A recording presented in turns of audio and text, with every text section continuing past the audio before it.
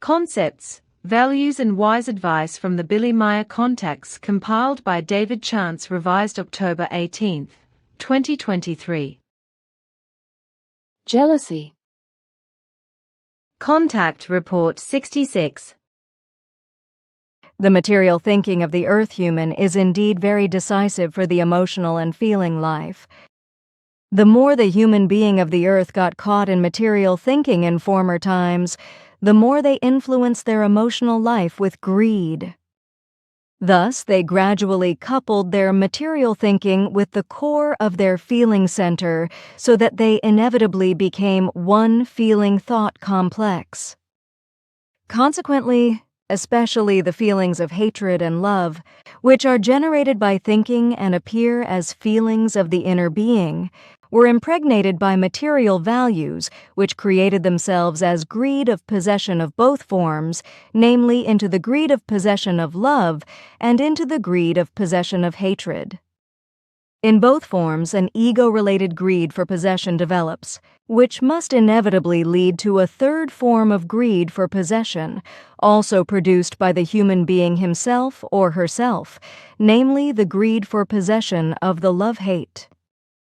In all cases, a possessiveness appears, triggered by material thinking, which exacts a right to the possession of love or hate and a right to the human to whom love or hate applies, whereby this right is again considered property.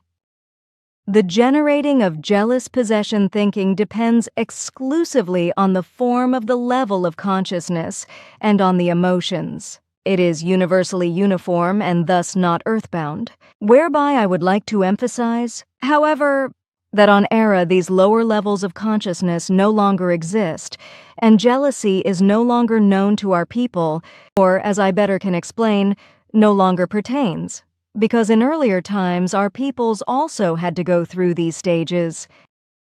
The more immaterial the human's thinking becomes, the more he or she distances himself from possession thinking, which is also called feeling thinking. So the norm of liberation of every level of consciousness, in relation to the jealous as well as the material and other possessive thinking, is actually considered to be the yardstick of the evolutionary stage. A completely anti-materialistically thinking, feeling-based and emotionally balanced and truly consciously developed human being is no longer able to generate jealousy in himself or herself because his or her thinking has become all-embracing thinking, which in reverence regards all possessions as venerable and in love and joy elevates them to the common good, but always in the sense that a venerable bond is given in observance of the laws and recommendations, and indeed from every side. Contact Report 86. If now it becomes known that I am oriented about these things, then they will ask me again, was it me?